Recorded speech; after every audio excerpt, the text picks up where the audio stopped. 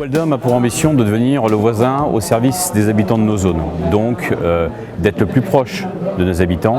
Ça, c'est l'ambition qu'on a vis-à-vis de nos clients finaux, vis-à-vis de nos adhérents. L'ambition, c'est d'être le meilleur franchiseur du monde. Oui, je ne vois pas comment on peut réussir sans avoir des équipes motivées, impliquées, fortes et qui croient en notre enseigne, qui sont partie prenante et notre entreprise, c'est leur entreprise. On a la chance d'avoir des collaborateurs extraordinaires et des fois on ne soupçonne pas.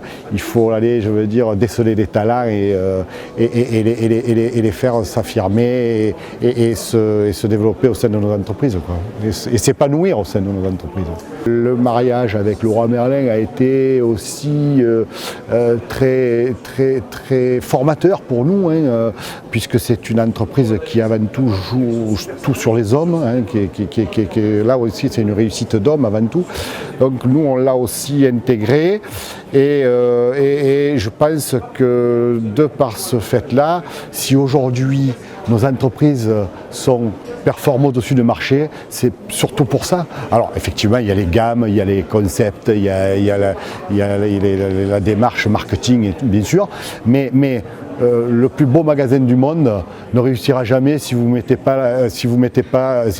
pas dans les équipes. Ça, c'est évident. Une marque qui est de plus en plus reconnue, avec de plus en plus de ce sérieux, une vraie image. Nous, on est fiers. En plus, on s'inscrit vraiment dans ce qu'on a dans notre ADN, parce que au départ, les magasins Weldom, c'était quand même des magasins qui étaient très au service du client, très à l'écoute du client, très client. Et on se retrouve complètement dans Weldom, parce que la vision de Weldom, c'est aussi le client en premier, quoi. C'est la base. Toute enseigne peut avoir le même produit, mais ce qui fera la différence, et notamment chez Weldom, c'est la proximité, c'est le service au client. 2 fois par an, on a un baromètre de satisfaction au client qui est piloté par l'enseigne Weldom, qui nous permet sur nos clients cartés d'avoir un retour assez précis, car il y a à peu près 1000 questionnaires qui est envoyé à nos clients cartés.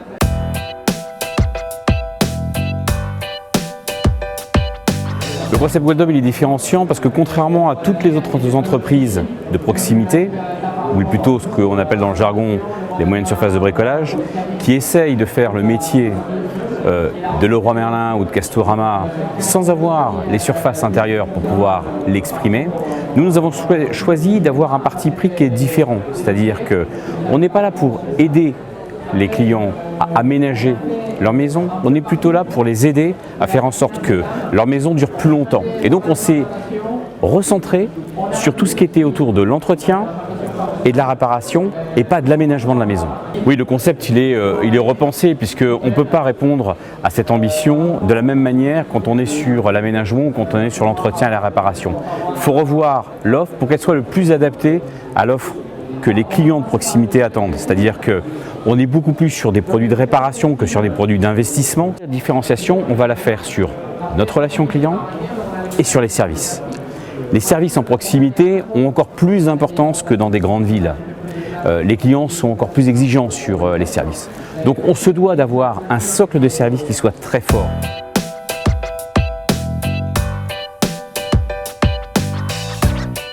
L'offre produit chez Weldom est adaptée à nos magasins de proximité. Elle est là pour répondre aux besoins d'entretenir, de réparer les maisons et les jardins. Nous avons la possibilité d'avoir une offre qui évolue très régulièrement, puisque les gammes sont mises à jour en moyenne tous les 3 ans, ce qui nous permet de coller au marché, ce qui nous permet d'avoir vraiment des produits qui répondent aux besoins des consommateurs.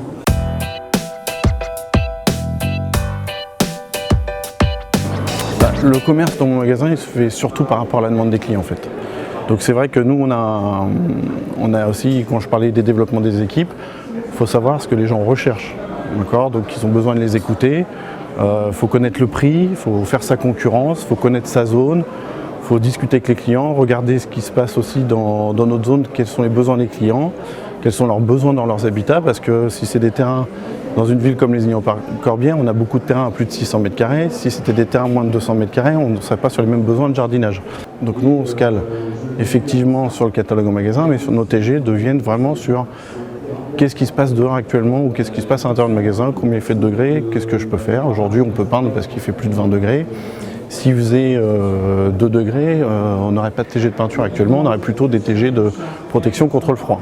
Justement, c'est ça le commerce de proximité, être en proximité avec les clients et de savoir ce qu'ils ont besoin au jour le jour.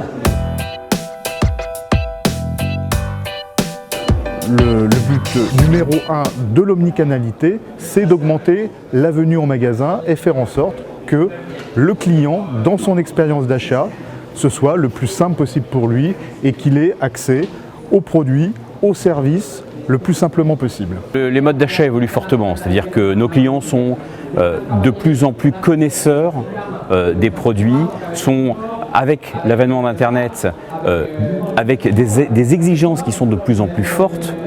Il faut qu'on arrive à avoir des conseillers de vente, des équipes magasins qui soient au même niveau que nos clients. La mobilité s'entend client et collaborateur.